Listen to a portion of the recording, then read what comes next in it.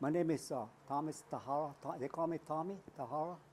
So Thomas Yes, Thomas. Yeah, and Tahara. Tahara, like Could you spell it? Tahara. Tahara. Okay. Yeah. What is your birthday? It's June 29, 1931. Where were you born?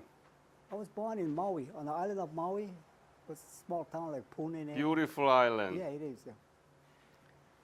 Tell me about your family when you were growing up. Well, when I was growing up in the 30s, I was born in the 30s, so that was the Depression days. So actually, we didn't feel poor because everybody was in the same boat, yeah. And then my father was working for as a stevedore. What they do is Kahului Railroad, they have a stevedore. He used to carry those sugar bags up the ship, and unload it, just like a mule, you go up and down. And one day he broke his leg falling down or whatever, so he couldn't work as a stevedore. So we moved from Kahului to Waikapu. It's a couple miles from Wailuku, Maui. Started a farm over there, I see. about 2 acres, and he planted tomatoes. I remember that. So we had a lot of tomatoes. I used to eat tomatoes like I eat an apple. So you are Japanese American? Yes, I'm a Nisei, I see. second generation. Second generation. Yeah. Tell me about your sibling, your brothers and sisters. Well, my brother, I have one brother, and I had 3 sisters. Actually, 4 sisters, but one passed away when she was after she was born. So I had 3 sisters. One above me. I was the second in the family. And tell me about the school you went through. Well, I went to. Actually, I went during the war. I went to elementary school in Waikapu to about the 4th grade, and then I went to what do you call another middle school, like intermediate school, at Wailuku. And after that, high school, I went to Baldwin High School. That's in Maui. And when did you? I graduated in 1949. That was in June of 49. And by then, I was in the National Guard already. The local National Guard. Yeah. So when I was training with the 60 millimeter mortar, heavy equipment. And then about November, I told my dad, I want to join the Army. So he said, he didn't want me to go, but, I told him I'm going. So in November of 1949, I joined the Army. And I took my basic at Honolulu, Schofield Barracks. Uh-huh. What was your specialty? Actually, like I told you, it was heavy mortar, yeah. Heavy mortar. Mortar, yeah. But then after basic training, it was about 1950. So around March, we headed to Japan. And then I was stationed in Sendai with the 7th Division, the 17th Infantry Regiment. I was in Company F, they call it Fox Company at that time, Fox Company. So I stayed there from April, May, and June. The war started, Korean War. So what they did was, they took a lot of our people from our division and put them in the 24th and 25th Division, because those were the divisions that went to Korea first. Yeah. So our regiment got depleted. Maybe we only had a little over 100 people, that's all. So anyway, up around August of 1950, we were down in Mount Fuji, and then they brought in all these Katyushas, about 9,000 of them. Yeah, about 9,000, a little over, I think. And then they integrated with our company, and all of them, naturally, they couldn't speak English. And in our company, I was the only Japanese guy. I could speak a little Japanese, so the captain always called me, and so kind of like interpret what they say. But even then, my Japanese was bad, but still I could talk to them, yeah. And when they first came, like Mr. Sock, he told you, wow, they picked them off the street, young boys and old men. And when they came to our place at Camp Fuji, we were surprised how they take the food, because even the coffee, they put about 3, 4, 5 spoons of sugar inside. it's the first time because they get sugar now. They had a hard time because they got a lot of intestinal stuff, diarrhea and all because of the food, the Western food, yeah. Anyway, we trained him for only about 3 weeks, In Fuji. Mount Fuji, yeah.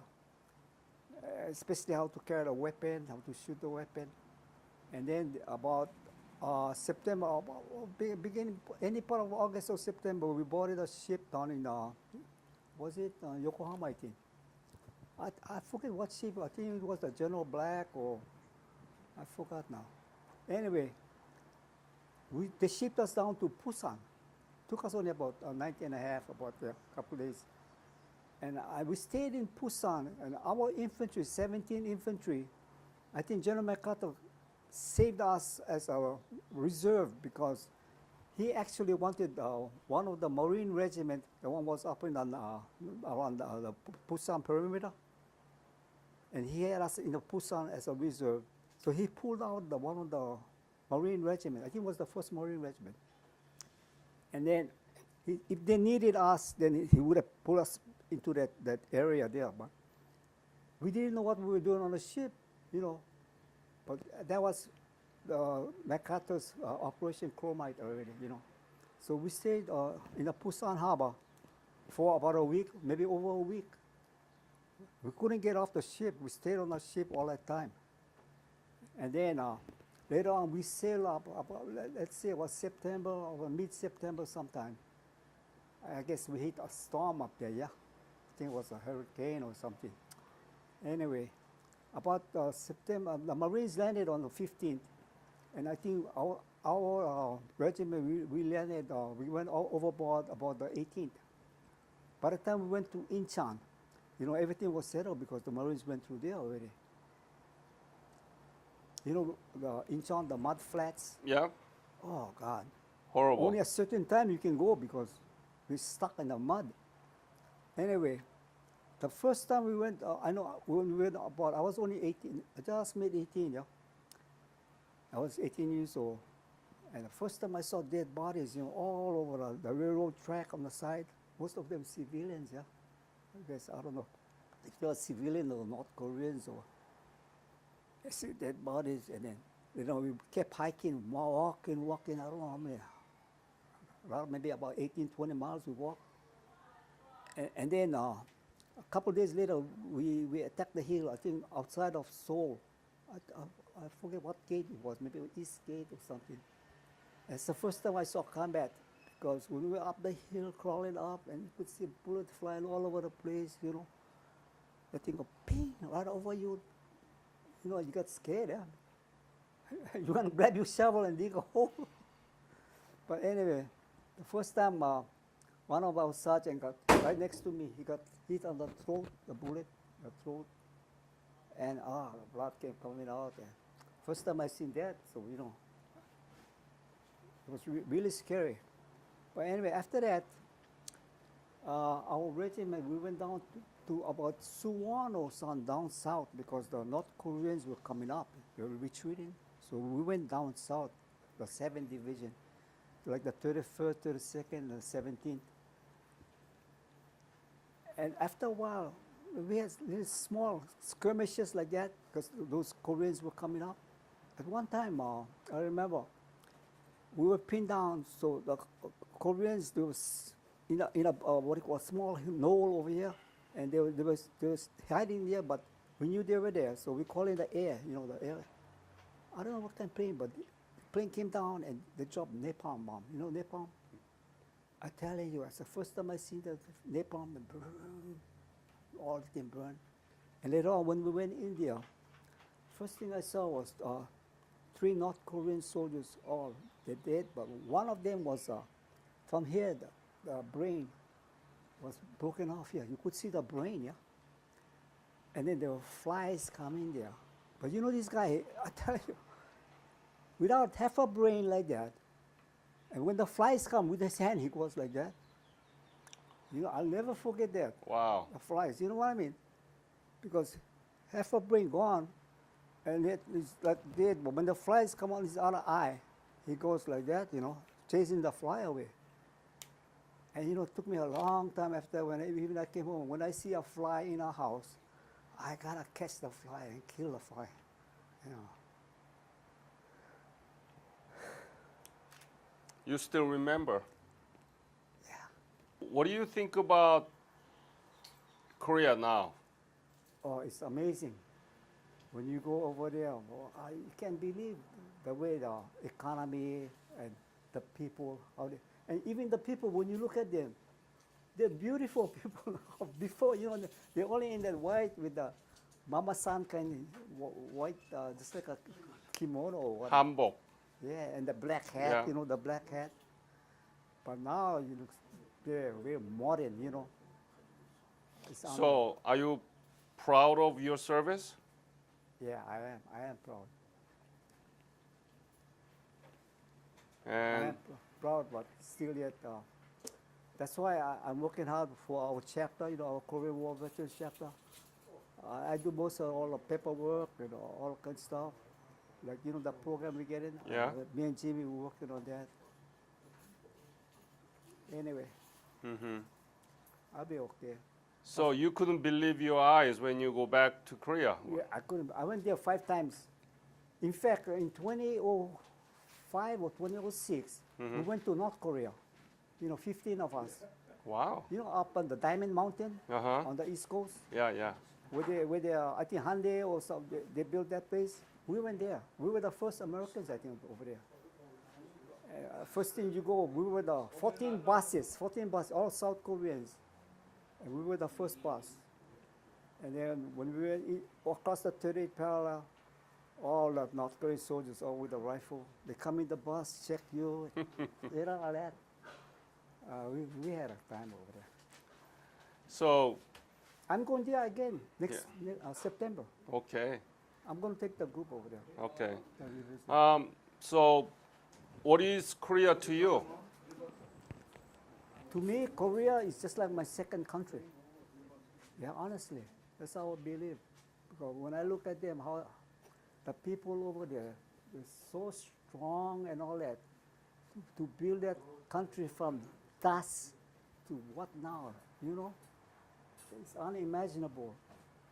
The town, the city, the people, even the people, you look at them, the growth, the Koreans, they're all tall now. We're all shocked yet. Any other message you want to leave to this interview? No. I just want to say that my friend, the Katusha, I give him credit because, like he said, we always had one Katusha to one American soldier, yeah.